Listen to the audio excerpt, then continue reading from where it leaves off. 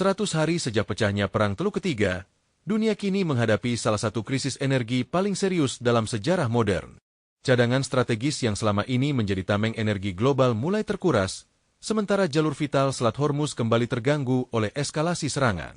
Harga minyak Brent memang masih bertahan di sekitar $93 per barel, tetapi kestabilan ini rapuh.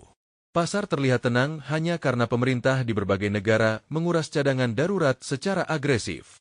Stok komersial global diperkirakan menyentuh batas minimum pada September, tepat ketika kemampuan negara besar untuk menambah pasokan semakin melemah. Penutupan Selat Hormuz, jalur yang biasanya membawa 20% perdagangan minyak dunia, telah memotong aliran sekitar 15 juta barel per hari.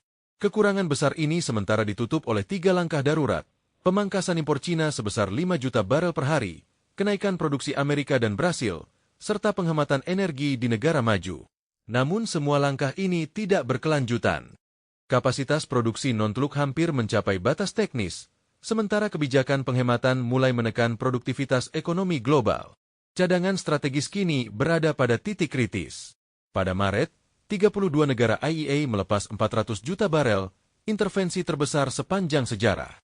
Jepang telah menguras 90 juta barel, sementara Amerika Serikat menghadapi batas minimum SPR dan risiko kerusakan fasilitas penyimpanan.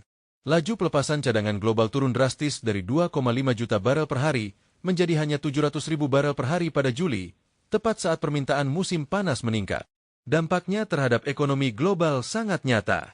Setiap kenaikan harga minyak $10 dapat memotong pertumbuhan PDB dunia 10 basis poin dan menaikkan inflasi 20 basis poin. Goldman Sachs memperkirakan harga bisa menembus $140 per barel jika disrupsi berlanjut.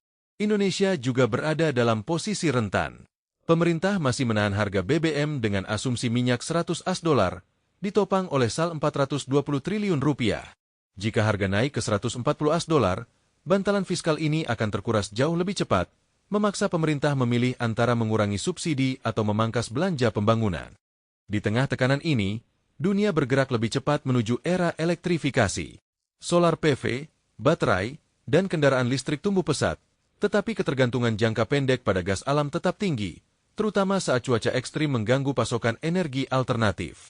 Bagi manajer rantai pasokan, ada 4 prioritas utama.